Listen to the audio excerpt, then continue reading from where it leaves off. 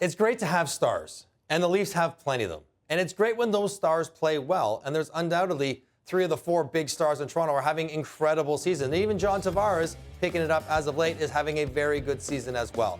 But even 4 big stars scoring well is not enough to go deep in the playoffs. A couple years ago, we saw Draisaitl and McDavid put up historically great numbers in the playoffs through a couple rounds, but they were not able to get to the Stanley Cup final that way.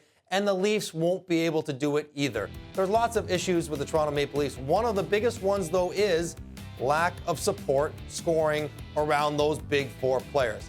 Now, I understand it's going to be a big drop-off. Other players won't get at the power play. They won't get a lot of specialty times. But if you play in the top 6, if you're Tyler Bertuzzi, if you're Matthew Nyes, if you play on the third line, you're Nick Robertson, you're Max Domi, you don't need to score 30.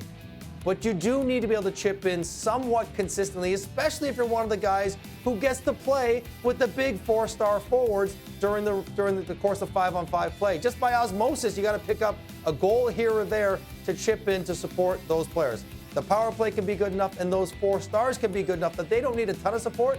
But there's no doubt going into Florida or Boston, good defensive teams that can shut down good players, the Toronto Maple Leafs will need everybody throughout their lineup contributing offensively to have a chance to go deep in the playoffs, not just the big 4 forwards. They need more. If they don't get it, they won't be successful in the playoffs.